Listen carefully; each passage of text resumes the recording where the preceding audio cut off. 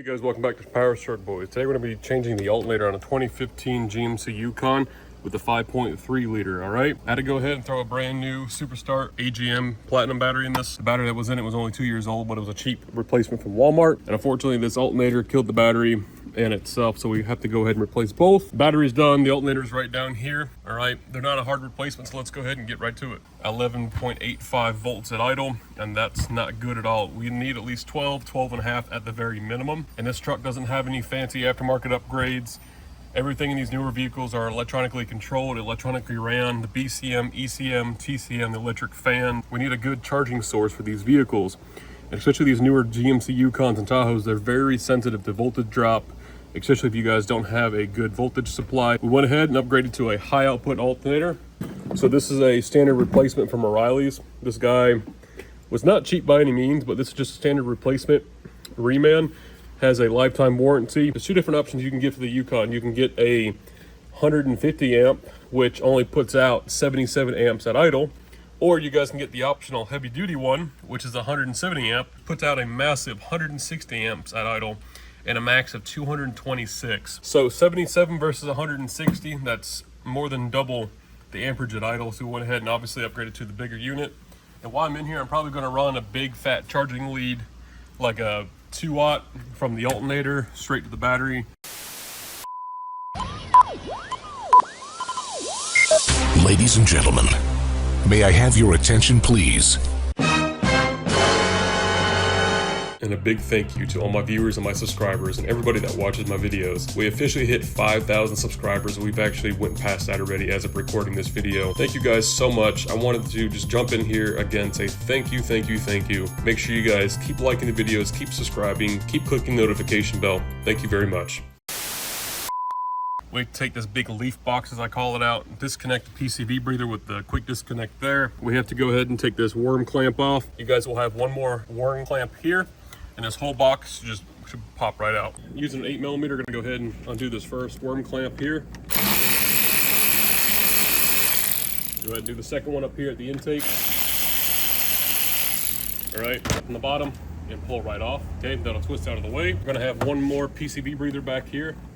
So push down on it, pull out, lift up, and there you go. This is probably a 6 gauge or a 4 gauge wire. We're gonna go ahead and upgrade it to a 2-watt cable. I've got plenty of it. We'll go ahead and make a nice one, thick one. We'll leave the stock one on there as well. We'll just double it up and go right up here. It'll be a nice short run. And 1/2-inch drive ratchet, put it in this little square cutout.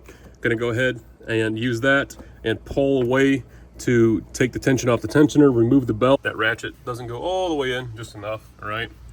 Gonna go ahead, go. Again, how to do that one-handed, just keep your belt nice and oriented. You don't want to get off the pulleys and have to fight that. 13mm. And be sure not to arc that wire off anything. So I went ahead and I pulled the negative side of the battery off, so just be careful if you guys didn't disconnect the battery not to arc this charging lead anywhere. So pushing the back of it, pulls right up, okay? Let's go ahead, get these bolts out. These are gonna be a 15mm. You will have a longer bolt to the left, a shorter bolt to the right. Just wanted to clarify that because I didn't show it inside the video. Gonna go come in and pry up from the right here. One bad alternator. Come on. Here we go. Original one with the replacement. Again, this is a 170 amp heavy duty one. So we've got our stud. Connector looks the same on the top. Same way we took it out, same way we're gonna put it in, okay? Now these little brass fill plugs, you might have to come in and beat them outwards a little bit with the different style alternator, but usually they're the same style case, depending on the manufacturer, just so keep that in mind. If it doesn't fit, you just gotta beat these plugs outward a little bit. Bolt in, that'll act like our guide.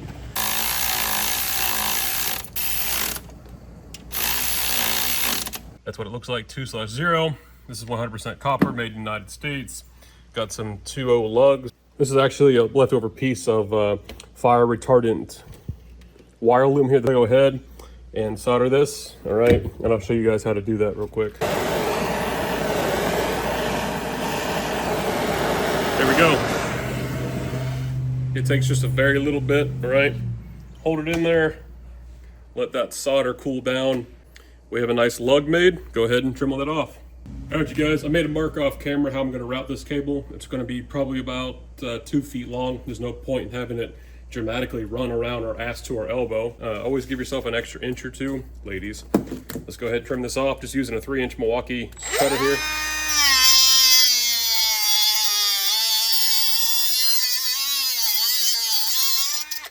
Of sheathing off the cable.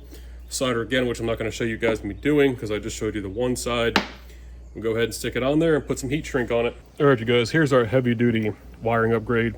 Again, this is some fire retardant sheathing. It's not necessary, but I think it looks a little bit better than loom. Also, being red, it'll signify, hey, this is a charging lead going to the positive side, and it looks like a factory piece there. Make sure all your pulleys are lined up. All right, there we go. Slide our factory boot up. There we go. Nice clean install. Okay. Get up underneath these coolant hoses there. Pop this guy on first. There we go. Push it on in front of your intake.